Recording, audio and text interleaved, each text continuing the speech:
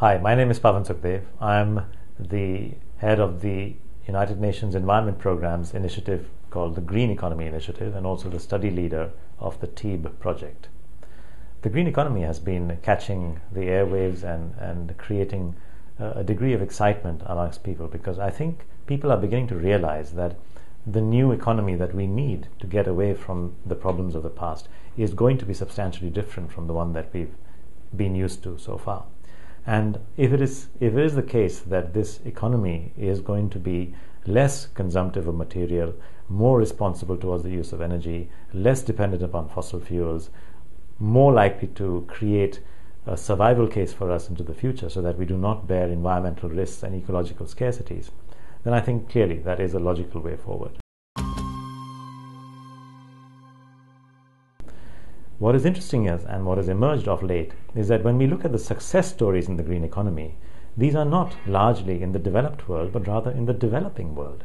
For example, if we look at the best cases of renewable energy use, we have solar water heaters in China. More than 40 million homes in China are powered by solar water heaters. And by the way, this was introduced not largely as a philanthropic measure for somehow saving the planet, but because it was an issue for the health of the old citizens of China and the extent to which they suffered from arthritis.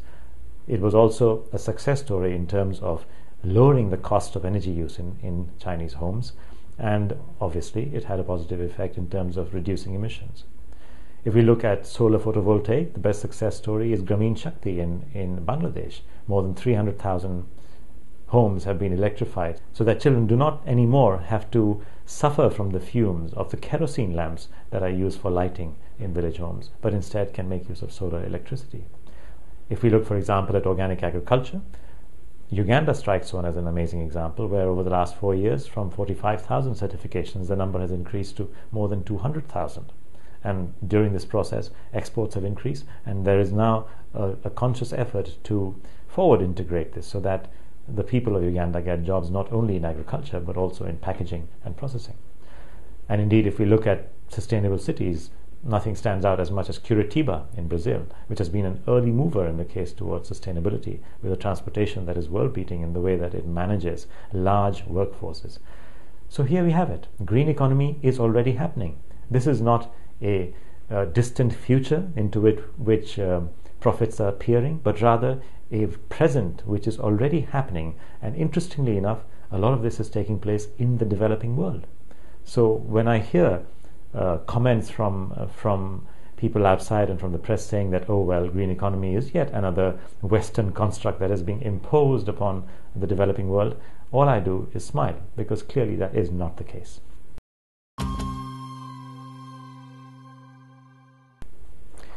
People often ask that, if green economy is such a winner, and if it is the case that it's already happening in developing countries, who is the loser?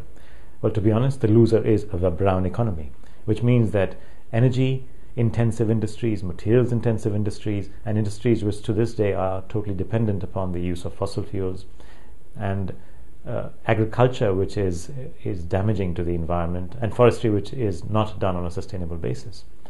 These are the brown industries, if you like, which will suffer.